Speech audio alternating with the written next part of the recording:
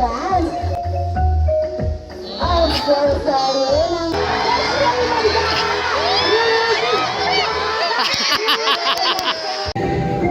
Welcome to Malagos Resort mga kaibigan here in Davao City. Ayan, so nandito po tayo ngayon sa theater for a bird show mga kaibigan. Ayan, so maya maya ng konti magkakaroon po ng show ang mga ibon dito na napakaganda po talaga mga kaibigan.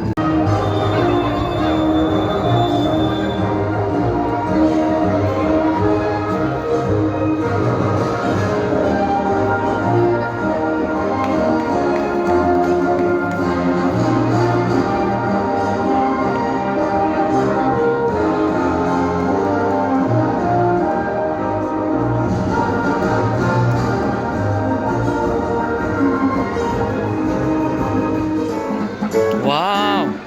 Woo! Wow! Amazing!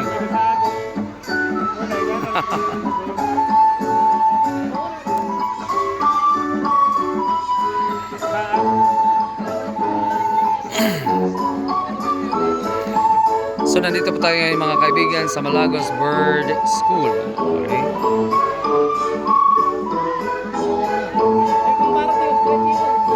Wow! Oy, flag ceremony na.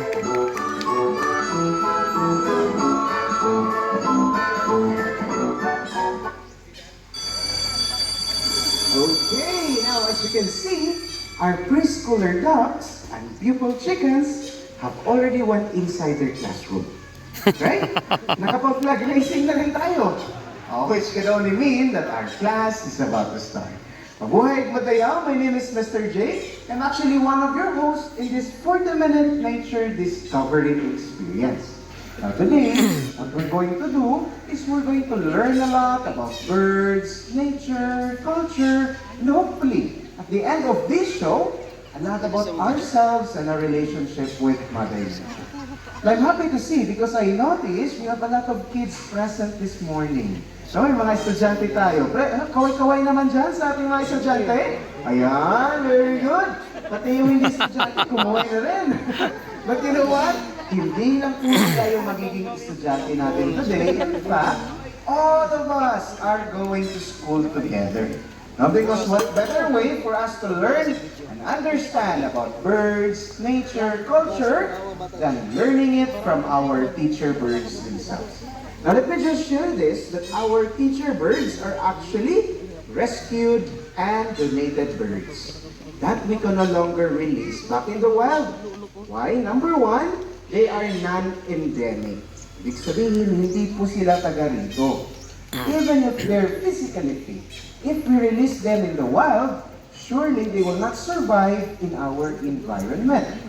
Second, some of our birds are left disabled from their previous injury.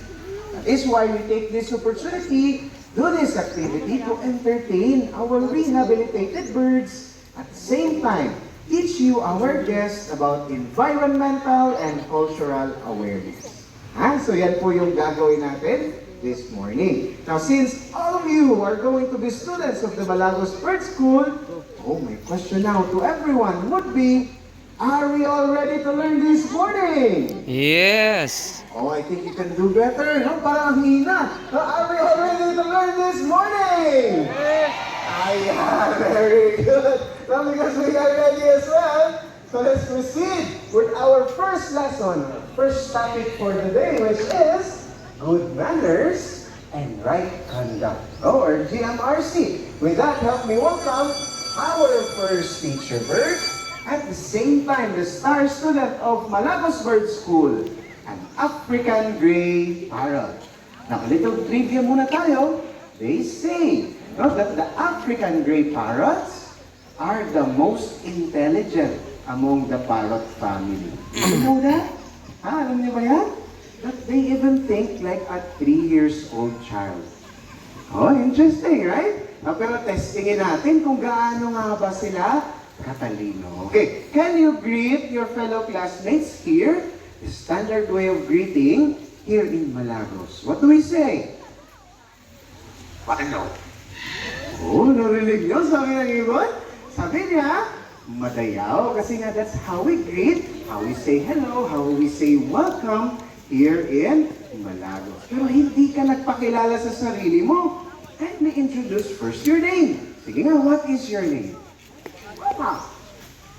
Narinig niyo ang pangalan niya? Ha? Can you guess? Ha? Can you guess? It's Donald. No, medyo slang lang yung bird namin, no? Pagpasensya niyo na mo, no? But everyone, please meet Donald, okay? Now, many of you might be wondering right now, how are birds able to talk? Well, they don't. What they're doing is what we call mimicking. And this is very common because in the wild, they do this to create bond or socialize with the other birds. Okay? Now at this point, kayo naman sana yung bumati kay Donald. Okay? Now can everybody say, "Good morning, Donald"? Good morning, Donald. Donald, sabi ng mga classmates mo, good morning daw. Anong i-reply natin? Good morning. Oh, di ba? Kasi as part of good manners, when someone says a good morning to us, it's best to reply a good morning as well. Okay? Now, Donald, gusto naman magtanong sa mga classmates mo, kumusta kaya sila ngayong umagang ito? Sige nga. Hello, how are you? Oh, narinig nyo? Sabi ni Donald. Hello, how are you? Usually we answer, I'm fine, thank you. How about you? Okay, now at this point, I'm curious to know, do we have birthday celebrants today? Do we have? Or for the month of December, do we have? Meron ba? Ayan, may tinuturo dito. Okay, how about on this side? Do we have birthday celebrants? Ayan, may tinuturo sa harap. How about on this side? Ayun, si tatay, birthday din. Okay, we have a few birthday celebrants today. Okay, Donald? Anong sasabihin natin sa mga birthday celebrants natin today? Sige nga. Ayun, very good. Parang isa pa, gusto pa niyang bumati pa. Sige pa. Ayun, very good. Sabi ni Donald, happy birthday daw po sa inyo. And may you have many more birthdays and blessings to come. But wait, hindi pa tayo tapos kasi I have here another bird na si Nigel, a sulfur-crested cockatoo, kasi may gagawin din daw siya para sa ating mga birthday celebrants. Ano gagawin niya? Sing and dance. Aba, sing and dance daw yung gagawin ni Nigel. This is going to be interesting. Sige nga, music please!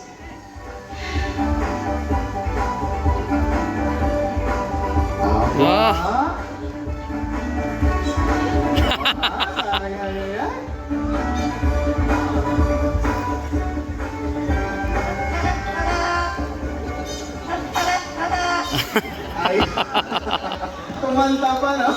Ang galing, sumayaw at kumanta pa na. Anong kinita niya?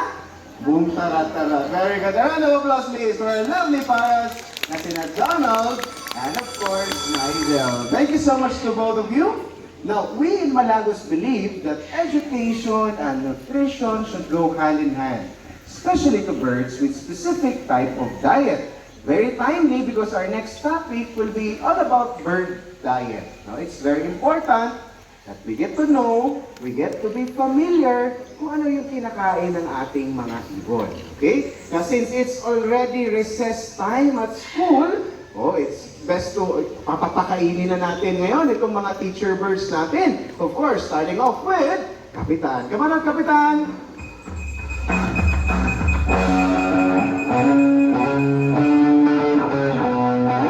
Okay, just missed it, no? But if you notice, yun po si Kapitan. Si Kapitan po ay isang Philippine Hawk Eagle. Okay, not the Philippine Eagle, ha? Hindi din po yung mga monkey-eating eagle. Magkaiba po sila. Kasi alam nyo, yung mga Philippine Eagle, their wingspan reaches 7 to 8 feet. Ganun po kahaba. Pero pansinin nyo kanina, nung lumipad si Kapitan, napakaliit lang. Di ba? Okay? Tapos, but because of their facial feature, because of their color, no? Kung nakita nyo kanina, medyo brown yung kulay nila. Kapag lumilipad yan sila in the Philippine forest, minsan, napagkakamalan din po silang mga Philippine Eagle. Okay? Now, since our topic is about bird diet, what they eat are actually meat, karne. No, it could be a rabbit, could be fish, could be lizards, could be snakes, or even the small birds. No, yun yung kinakain or hinahunt nila in the wild. Okay? Tapos, ang tawag natin sa kanila, since they are meat-eating birds, we call them raptors. Remember the term, raptors. Tapos, yung kinakain naman ng mga raptors, we call them prey. Yun yung term nila. Okay, remember the terms. Okay, now I mentioned about raptors kasi we have actually two kinds of raptors. Now, number one, we have a diurnal raptor. Ibig sabihin, aktibo during sa umaga. No? During daytime, they're very active. Meron ding mga aktibo sa gabi. And we call them nocturnal raptors. Okay, now can you give me an example of a very famous nocturnal raptor? Owl, correct. So I have an owl over there. Nakikita nyo si Brian on the window side? Nakikita nyo? Si Brian po ay isang Philippine eagle owl. Okay, tignan natin if we can bring Brian closer to us. Oh, Brian, there's your food. Come on. Oh, in a while, no, bababa yan si Brian. For the meantime, I'll be introducing more of our owls muna, no? Para mas ma-compare natin sila. Alright? Now this time, ayun. Very good. Okay. Now, I'd like to explain na lang muna, no? Yung paglipad ni Brian from the window side all the way down here, we actually call it a silent flight. Now, why silent flight?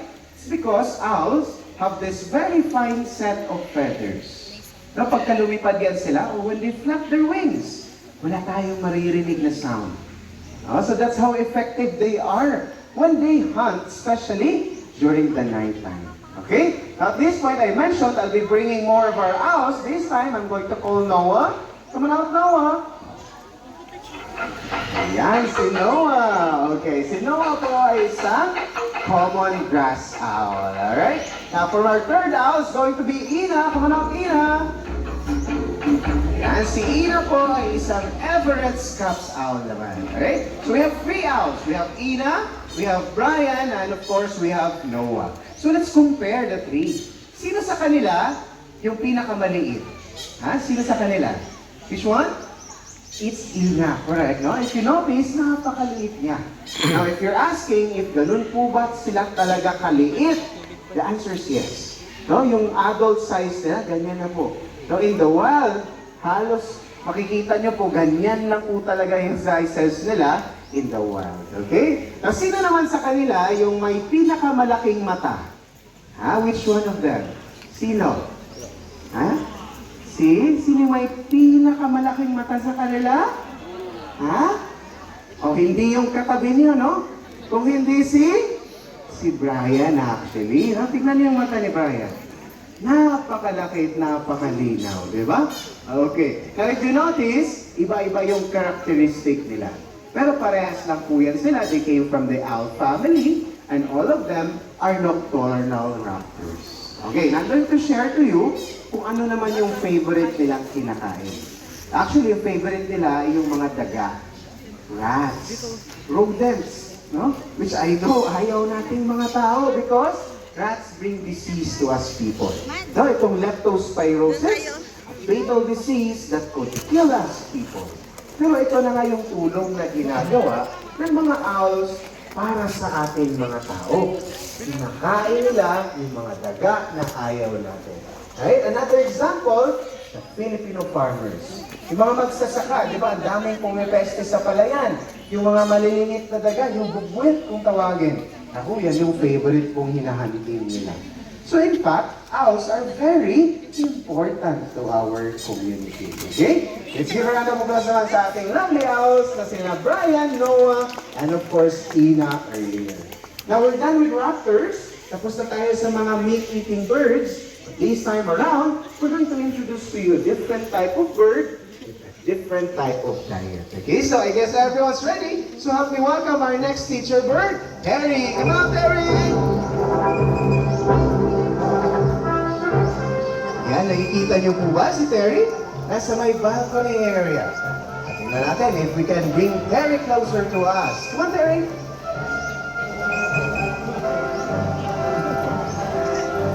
While waiting, I'd like to explain na si Terry po ay isang Mindanao Tariktik Hornbill.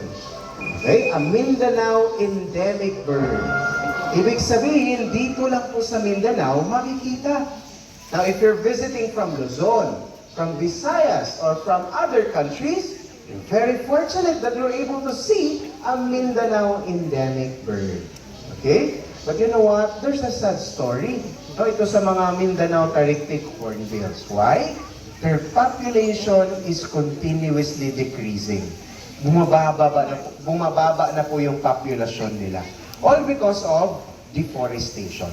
Anong napapansin natin sa ating kapaligiran? Di ba, ang dami ng buildings, subdivisions, malls, which is actually good for us humans, but not so good for our feathered friends. Why? Di natin namamalayan, kinukuha na pala natin yung mga lugar where they once lived, where they can breed and multiply. That's why here in Malagos, we advocate to wildlife conservation breeding. As a matter of fact, through the efforts of the late Dr. Bo Contespina, we're very proud to tell you that we have successfully bred 3 over the years of this endangered Mindanao Tariktik Hornbill in captivity. Which is very difficult to do, but because of the love, passion, and commitment, nothing is really impossible.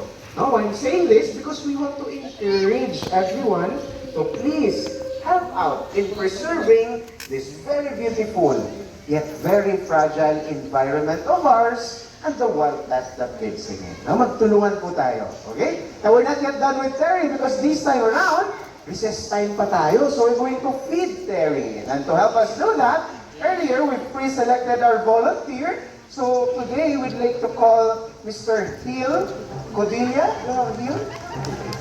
Sir Hill? Yan, Mr. Hill. Okay. Diyan po tayo, sir. Pwesto po tayo. Okay? Tuturuan po kayo ni Ren, no? Kung paano ang gagawin. Okay. Now we're just going to position our volunteer para papakainin niya ngayon si Terry. Okay, I guess we're ready. Ayan, Terry, are you ready? Oh, there's your food. There goes Terry.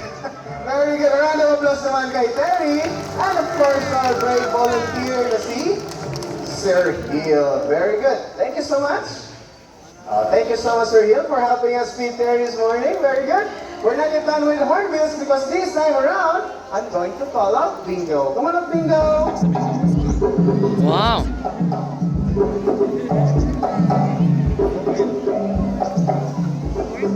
Ay, very good. Now, kung kanina si Terry po ay isang Mindanao Tariktik Hornbill, eto naman po si Bingo ay isang Rufous Hornbill. Okay. The question, ano sa Tagalog ang Hornbill? What do you know? Kalaw. Kalaw, correct. Isa Bisaya. Ha? Kalaw pa rin. Okay. Very good. Alright, now I'd like to share to you an interesting characteristic of hornbills. Did you know that they're very noisy? Napakaingay po nila. They're even called the clock of the forest. Why? Because at certain time of the day, 5 a.m., 12 noon, 5 in the afternoon, they would start to create sound. Nag-iingay sila. So that's why, for the people living in the forest land area, kahit wala silang orasan, they would know what time it is. Kasi, tumunog na yung alarm clock, which is itong mga hornbills niya. Okay? Very good. Now, at this point, I'm going to show you how hornbills move around in the forest. No? Kasi pag sinabi natin ibon, we just say, oh, they fly above the trees. But you know what? Hornbills are quite different. Why? Anong napapansin nyo kanina sa lamesa? Anong ginagawa niya? Hopping, tumatalon, jumping. And that's correct, no? Because hornbills love to do that. They love to hop or jump from one branch to the other. So that's how they move around. Aside, of course, from flying. Okay? Very good. One last time. Ayan. Very good. Now, at this point, I'm going to show you naman kung ano yung kinakain nila.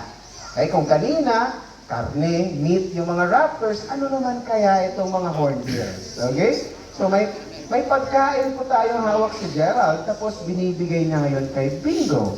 Ang tanong ko, ano yung pagkain na binibigay ni Gerald? Ha? Carrots? Oh, it's not carrots. It's actually papaya. Correct, no? Kasi nga, itong mga hornbills are what we call frugivores. No, fruit-eating birds. It could be papaya, could be banana, could be mango, or whatever fruit that is available in the forest land area. Okay? There we go. Let's give a round of applause naman kay Bingo, our rufous hornbill. Thank you so much, Bingo. I'm sure there are a lot of other bird diets. So we have seed-eating birds, we have worm-eating birds, and a lot more. Now we've only scratched the surface. To continue to this next part of the show, allow me to call my partner Liz to guide us further in this nature discovery experience. Liz? Ayan, maraming salamat po, Mr. J. Mabuhay ug madayaw, everyone. My name is Liz and I am very excited to be a part of your nature and culture experience today. By the way, my partner over here is Ruby, and Ruby is a red eclectus parrot. Something very interesting in the eclectus parrot family, no, is for them, the green ones are the boys. So that means, Ruby, the red one over here is? A girl. Very good. Everybody, please say hi naman to my partner, Ruby. Hi! Ayan, hello rin daw po everyone. Pasensya na po kayo, medyo mahihain po talaga itong partner ko. But did you know, Ruby is already 15 years old and is a product of our conservation breeding program. So nag-ring na po kanina yung bell that could only mean one thing. Now it's time for our next class. And for our next class, I need volunteers. So kung sino po yung gusto mag-volunteer, please raise your hand para makita ko. Please raise your hand. Sino po yung gusto mag-volunteer? Ayun, very good. Ang daming gusto mag-volunteer. But for today, for our financial management class, I need volunteers specifically with extra money. So nawala po yung mga tinas na kamay, no? Don't worry everyone, this is just for fun. So if you have any extra paper bill, any amount will do, please fold it lengthwise like this one. Fold your paper bill lengthwise and hold it as high as you can para makita natin teacher birds. Again, if you have any extra paper bill, please fold it lengthwise and hold it as high as you can. Ayan, so on this side, I have one brave volunteer. Very good. On this side, another brave volunteer. And another 3 more volunteers on the side. Very good. Now for those of you who want to be a volunteer, I need you all to stand up. Tayo po tayo. For those who want to be a volunteer, I need you all to stand up. Stand up tayo, ates and kuyas. Ayan, very good. Now, again, hold your paper bill upright. Ayan, very good. Now, this is a gentle reminder, okay? Don't hold on too tightly to your paper bill so that our teacher bird can do something about it. So, students of the Malagos Bird School, are you ready to meet your next teacher bird? Naku, parang hindi pa ready. Again, students of the Malagos Bird School, are you ready to meet your next teacher bird? Yes, and we're ready as well. So everybody help me welcome Rocky and Wacko! Oh, steady hands na po tayo. Straight, steady hands. Oops, ayun si Wacko.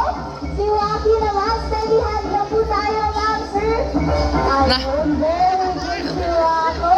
Now, let's give another chance for Wacky over here, okay? Let's give another chance for Wacky. Ayan, alam po ba natin, anong klase ng ibon si Wacky at si Wacko? They are crows. So, what? Very good. Oops, Miss Wacky, ayaw na ako. Ayaw po ni Wacky. He just likes to play around today. Ayun, very good. Last one. Last chance for Teacher Wacky. Sige nga, Teacher Wacky, the last one. And everybody, again, help me welcome Teacher Wacky. Ayun, very good, Teacher Wacky. Now, naku, Teacher Wacky and Teacher Wacko has a 100 peso bill dito. So kung sino raw po yung tumataas ng 20 and 50 peso bill pababa, 100 raw po gusto ni Wacky at ni Wacko.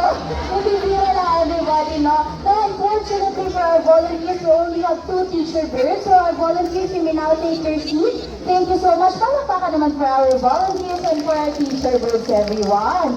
Now I'd like to ask, kanino po mami ito? Whose paper bill are these? Sino po? Sir and ma'am over here.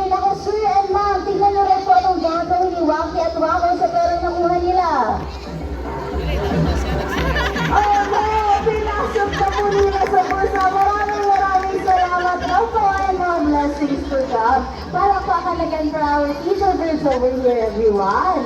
Now for today, for our financial management class, Teacher Waki and Teacher Wako will be teaching us ano ba daw dapat gagawin pag may extra money tayo. So Teacher Waki has 3 coin banks over here, 1 coin bank for savings, another coin bank for shopping, and another coin bank for travel. Sige nga Teacher Waki, ano ba dapat gawin sa extra money?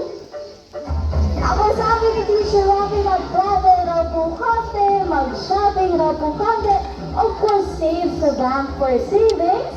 Another one will be for savings again. Very good. Palakpakan naman for Teacher Waki. Now what Teacher Waki wants to share to everyone is that it is okay to indulge ourselves once in a while. Mag-travel, mag-food trip, mag-shopping. There's really nothing wrong with that. But always remember to save a part of what you earn because after all, it's not about how much you earn, it's about how much you save. That's it for Teacher Waki and Teacher Wako. Everyone, can we all say bye Waki, bye Wako! Bago na po sila papasok sa kanilang classroom, Waki and Wako, ano bang dapat gawin sa perang nakuha? There's Waki over there at ibabalik naman raw po ni Waki ang perang nakuha. We have Wako over here.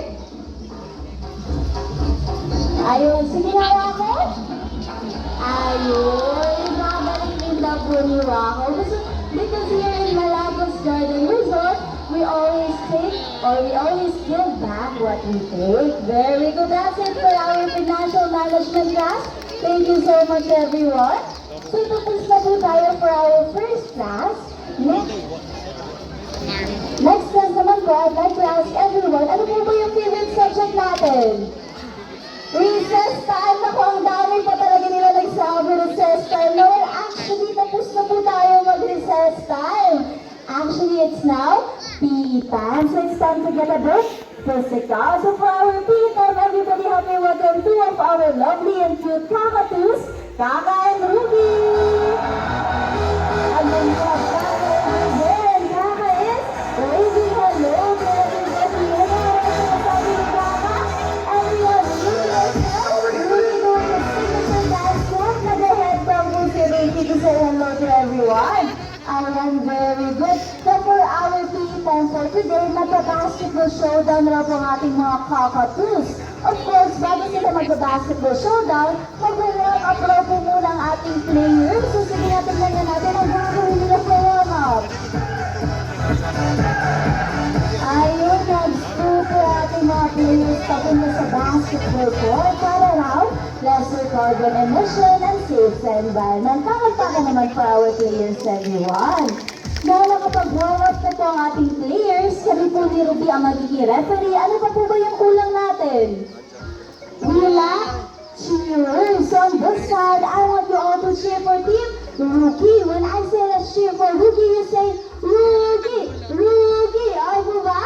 Ayan, on this side, I want you all to cheer for Team Kaka. So when I say let's cheer for Kaka, you say Kaka, Kaka. Okay po ba? Ayan, sige nga, let me hear the cheer for Team Rookie.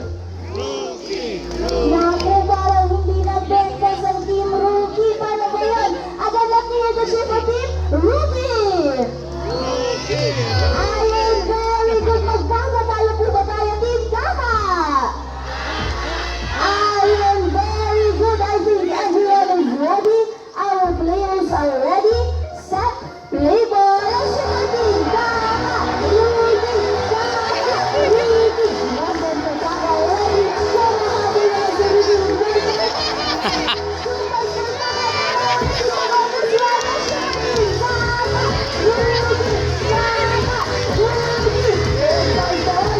Ka!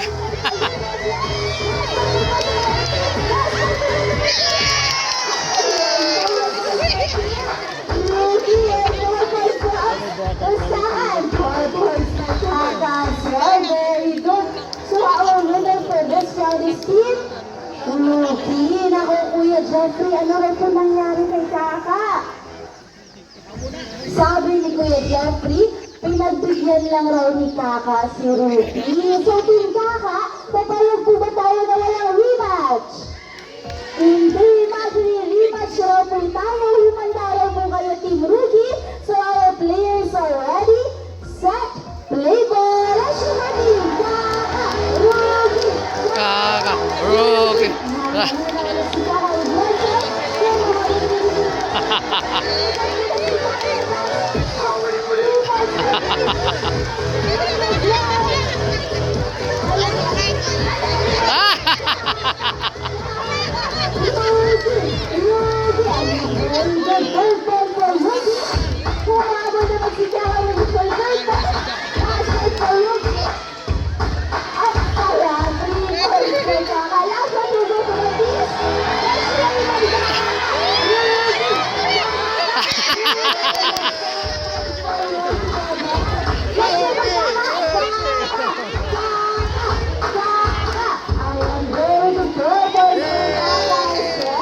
Thank you so much everyone for being such good sports. That's it for Kaka for today. Can everybody please say bye, Kaka? Wala na, dahil nanalo po si Ruki, mag-victory dance raw po si Ruki. So sige na, mag-victory dance si Ruki.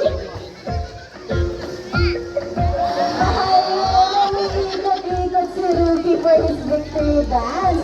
Pero 2 steps na po yung victory dance ni Ruki. What's the second step, Ruki? Sige nga. Of course, yun ang classic headbang ni Ruki. And bago raw po siya papasok sa classroom, he wants to say to everyone, bye everyone! Yan naman, you are asking us, no? How are we able to know kung babae o lalaki po bang isang cockatoo? Well, it's actually very simple. Kung pula po ang mata ng isang cockatoo, that means the cockatoo is a girl. Kung itim naman po, that means the cockatoo is a boy. Of course, PE time is not yet over. We have another teacher bird who's very excited to meet you all today. So everybody help me welcome Red. Wow! Need to have our breed Wayne Macaw. Now, Macaws are birds with enormous beauty. Tingnan niyo naman si Red, diba? Very colorful and very majestic to look at. That is why it can be very tempting to just bring them home and make them our pets. But of course, it is very important to stress that macaws has a certain know-how for us to be able to properly take care of them. Take Red here for example. Red has been donated to our doors 15 years ago. And since Red is from Brazil, we cannot release him back to Philippine forest. Now, you might be wondering, may mga parrots po ba na endemic sa Pilipinas o dito lang sa Pilipinas makikita? The answer to that is yes. 2 of which that we especially like to mention are the Gayaberos and the Philippine hanging parrot. Both of that you can see here in Malagos Garden Resort in the wild. That is why early mornings, we encourage our guests to try the bird watching activity. An activity where you just get to roam around the resort with your binoculars and observe birds in the wild. This is a gentle reminder from Malagos that we share our home to so many beautiful wildlife. Now going back to our PE time, kung gagawin ni Red for PE time, may nakita po ba si Red at? Sinunod si Red sa basket. Para naman po Teacher Red, everyone. Dahil kanina, Teacher Waki taught us that it is important to save a part of what we earn. Teacher Red over here wants to share that it is equally important to save some of our resources like food and water. Because after all, it's not always every day that we get to enjoy the luxuries that we have right now. Now for the next part of the class, I want everyone to be a bit serious now. Today we're going to talk about climate change. Diba, heat waves are crazy in the summer. Sobrang init po pag summer, our glaciers are melting, and recently natamaan po tayo ng bagyong Paeng, which disrupted a lot of livelihoods and homes. Now we in Malagos believe that collectively, we can do so much. And the first step we need to do in order to help save Mother Nature is to learn how to properly segregate our waste. So Teacher Red over here will be teaching us. May nakitang plastics, Teacher Red.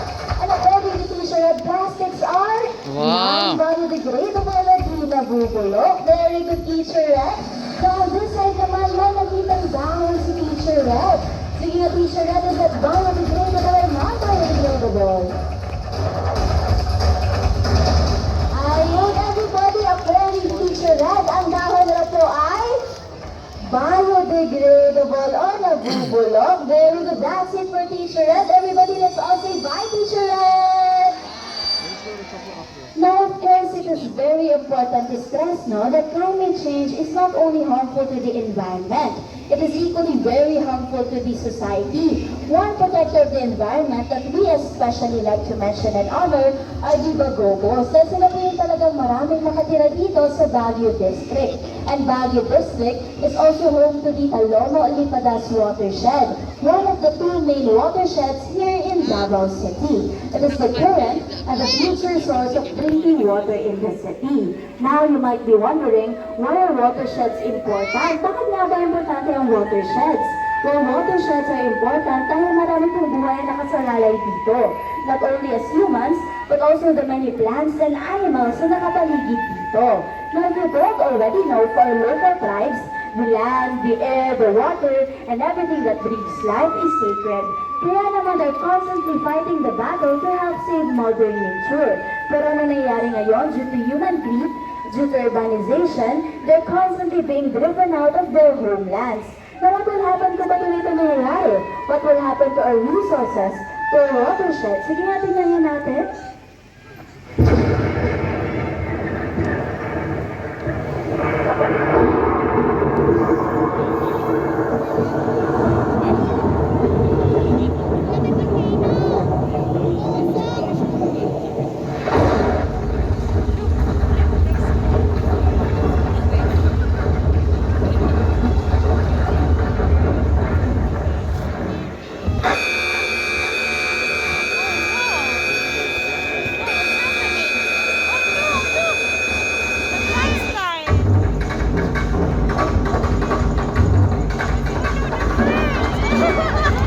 Wow! Wow! Allah! Woo!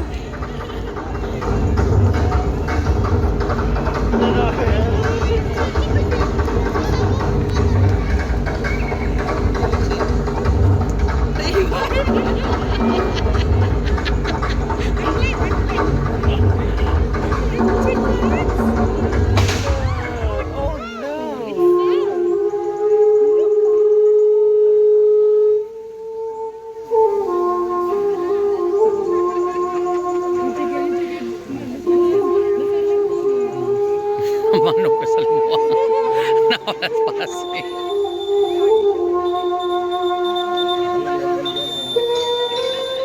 Wow! Wow! Now earlier, you might notice that the local tribal chieftain was praying to the birds for divine intervention. And that's very common because birds are used as biological indicator. As a matter of fact, after calamities, earthquake, typhoon, if you happen to see birds flying above us on a certain pattern, that's a good indicator that it is now safe to return. So please, look for these kind of signs. In every disaster, we give a chance to rebuild, to assess your mistakes and to learn from them. We hope you join us in our efforts to preserve and conserve the environment. Remember to always be part of the solution and not part of the pollution. And that ends our show for today. We hope you had fun. We hope you learned something new today. Most importantly, we hope that you will cherish this moment that you have with you and your friends and families while spending in this very beautiful place that we call the Malagos Garden Resort. By the way, this is the cast and crew of the longest running interactive bird show here in the Philippines, which by the way, we have been doing for the past 20 years already. With that, for our final words, going to be Rookie's going to say to everyone, bye-bye! Daghang salamat ug maayong buntag kanatong tanan. Now, as much as we would like to offer a photo op with our birds after the show, we cannot do so at the moment due to the onset of the avian flu. We need to ensure the protection of our birds at all times. So, makausap, daghang salamat.